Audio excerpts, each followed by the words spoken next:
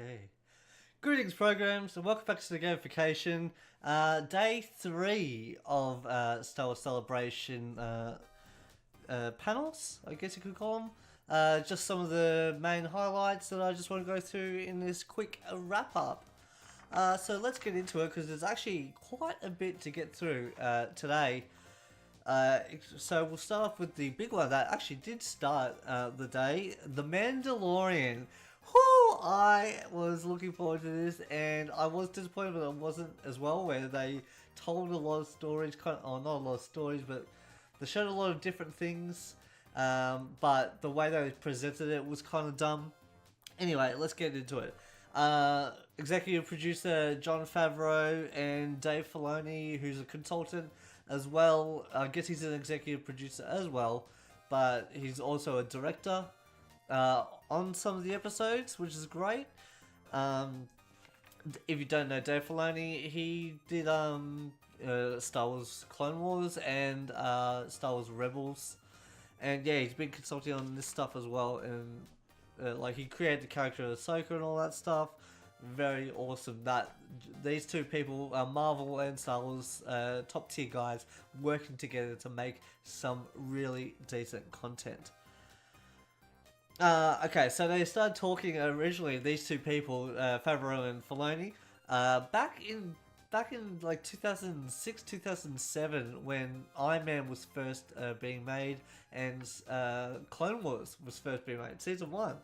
And they got to talking, and that's how Jon Favreau became Pre Vizsla from Clone Wars, where he was like Death Watch, like anti-establishment Mandalorian kind of thing, which was cool.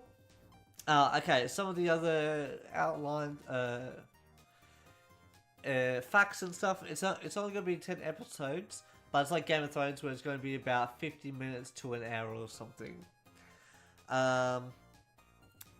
And with the story elements, there might be some EU, aka Legends, elements to it, which is really awesome. Yeah, okay. The Mandalorian is a bounty hunter. He's kind of like a lone gunfighter. We don't know his actual name, but I will tell you that he is played by Pedro Pascal, who was also he was in Narcos and in Game of Thrones. Yeah, he's a roguish type character. He's very much like Boba Fett back in the Legends kind of stuff, which is cool. Let's see what kind of notes I have here. Okay, yeah, so you got Pedro Pascal, Gina Carano, who's from the Gladiators, that TV show. She's like all like hand-to-hand combat stuff, so I'm not sure. I haven't seen any of her acting stuff, but if she's a good fighter, then she'd make either a good partner or a good kind of like rival, I guess, to the Mandalorian, the Mando. And Carl Weathers, who's a bit of a acting celebrity.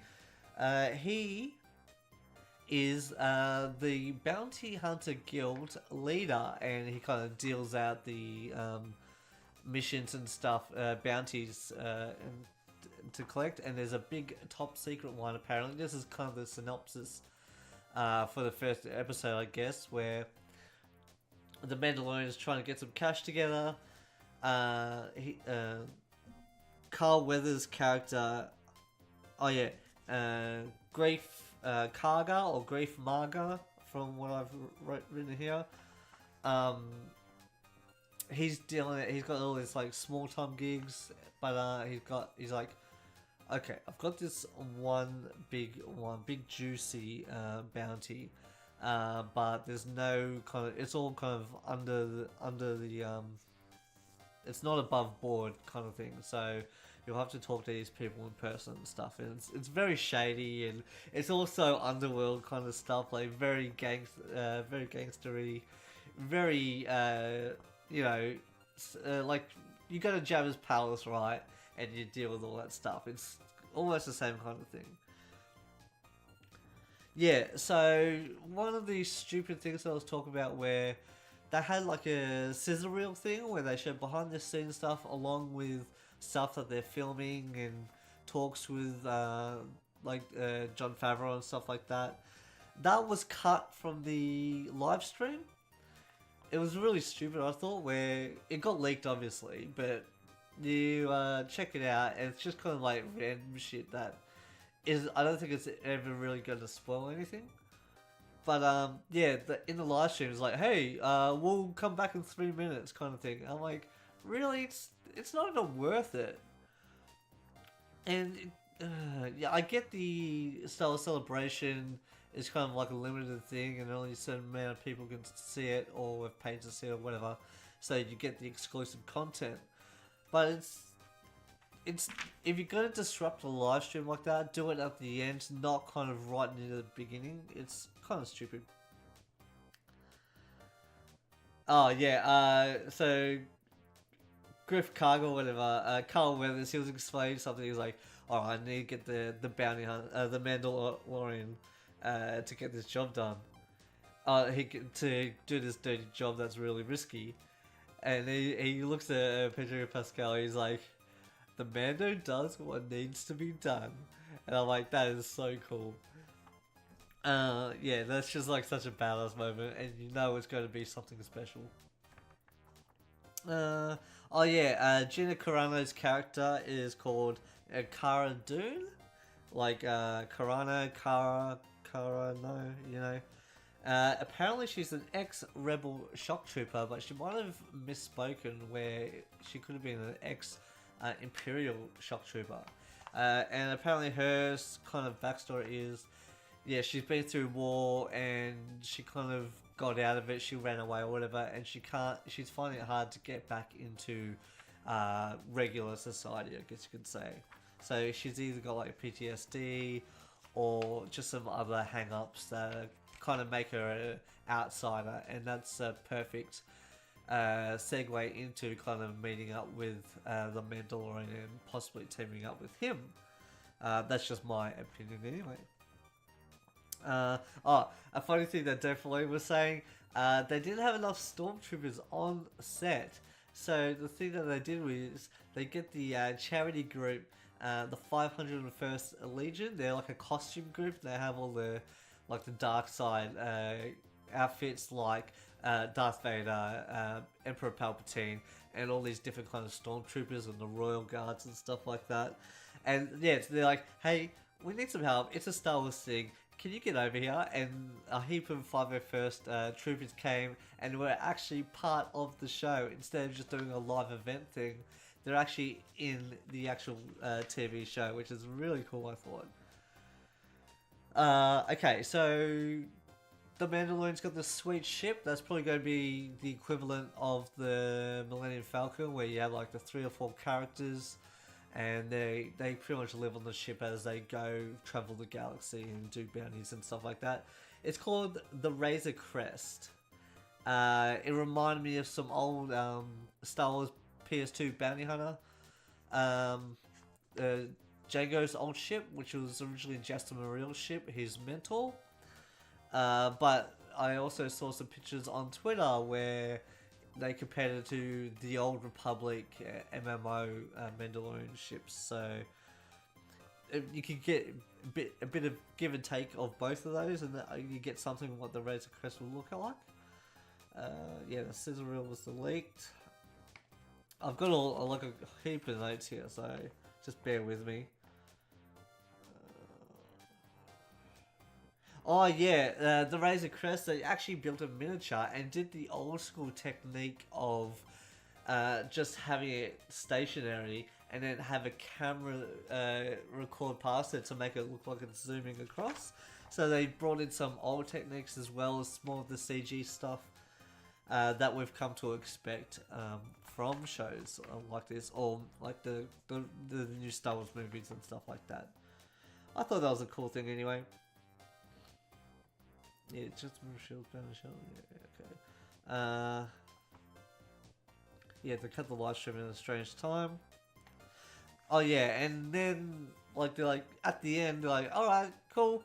For you guys in the audience, here's the tickets, and you'll get this sweet poster.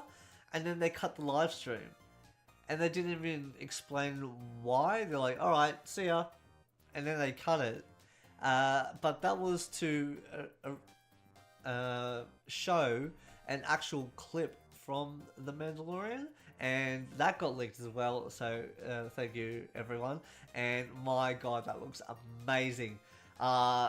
If it's still up, I'll put the link down below. I want you to check it out because it's like, it speaks to what the whole show is about, kind of thing, where he keeps his helmet on, you don't really see his face, he's trying to bargain for higher paid gigs and stuff, and then when he goes to the client, it's real dodgy, and it's kind of like almost like a stick up at one point where he's on edge, and like they make one wrong move, he's like whoosh, and it's like there was a great line where he says, pardon me, where they're like, it's 4 against 1, and he's got 2 guns, he's like, I like those odds, and I'm like, oh, that was just so roguish. Yeah, so please check it out. The first episode, they're not putting it out as a whole stack of episodes, or like the whole season all out at once. It's going to be like maybe one a week or one a month or whatever, because it's only 10 episodes. It's being released on November 12th. I believe that was the same date as Disney Plus gets released in the US. So look out for that.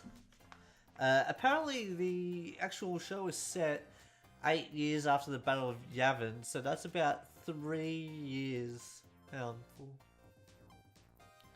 4 years after Return of the Jedi, kind of thing.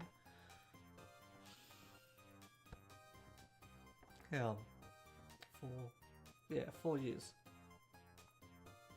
I'm just trying to think if that's before or after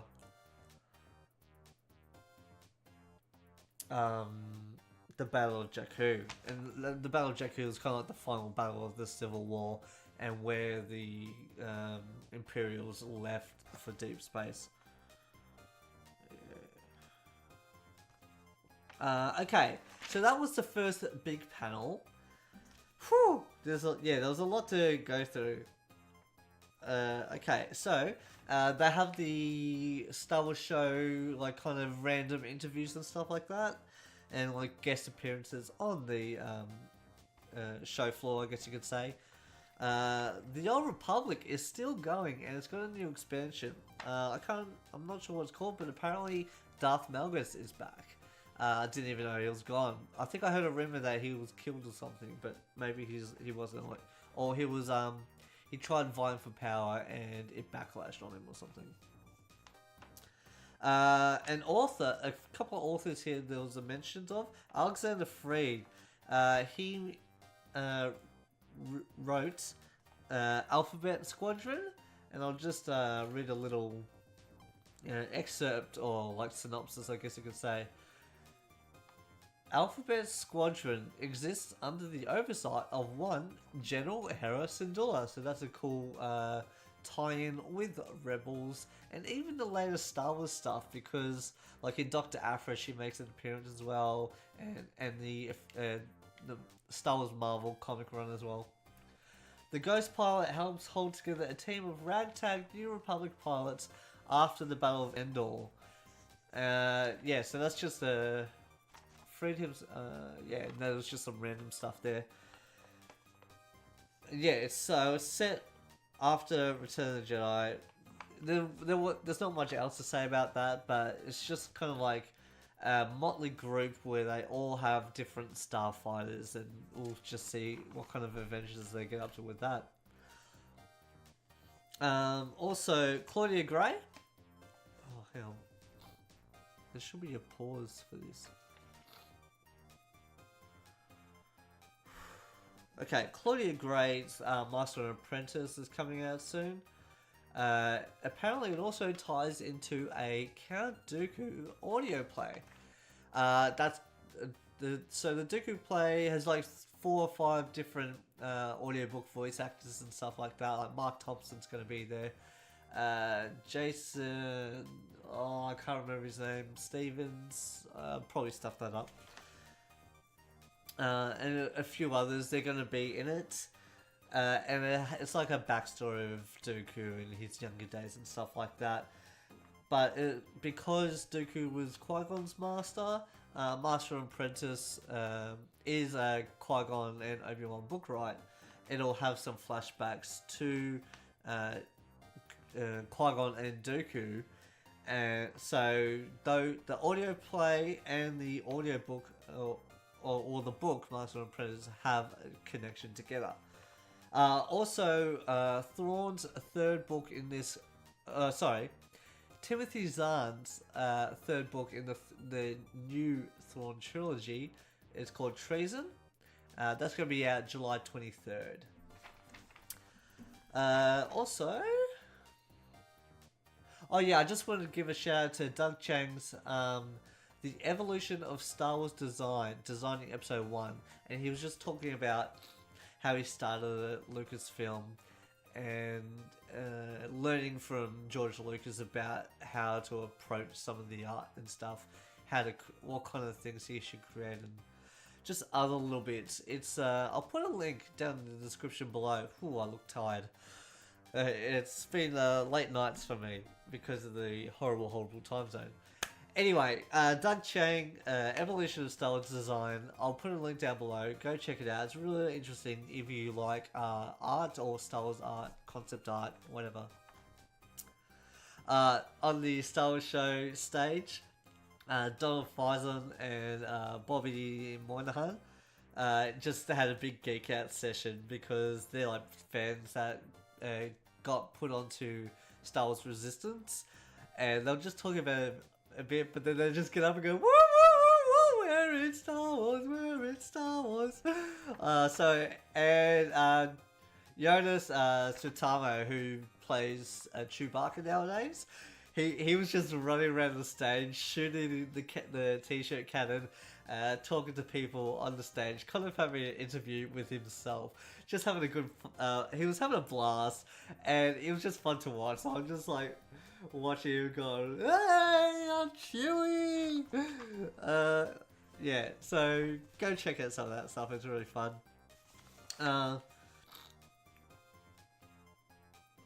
Also, another panel, it was kind of a panel, Alan Tudyk, he mentioned some stuff about his time on Rogue One and doing the motion of K2SO and all that, and his work with Diego Luna, and his future work with Diego Luna in the Cassian Andor TV series. So, and that's a prequel. It's kind of like a prequel to Rogue One for those characters at least. But then he was just talking about some of his other work and whatnot with, I can't remember his name. Warwick Davis was hosting. So, yeah, go check that out. That was fun. It was a bit of a laugh. Okay, so the next big panel... there's actually another panel about George the Animatronics, but I haven't watched that one yet because it was on a different segment time. Anyway, the Droids Animatronic Creatures of Star Wars. I haven't seen that one, but if you want to go see it, go check it out. So the last one that I got anyway was Star Wars Season 6 sneak peek panel. By Season 6, I mean more like Season 7, because Season 6 was the Lost episodes. So this is Clone Wars Season 7, the last season. It's going to have 12 episodes. They go into how Ahsoka left the Jedi Order and how she's dealing with it by kind of having to live without Jedi protection and Jedi authority in the lower levels of Coruscant, like 1313, shout out. Yeah, so there was, and they showed a clip of Ahsoka on a speeder bike getting into mischief and stuff like that.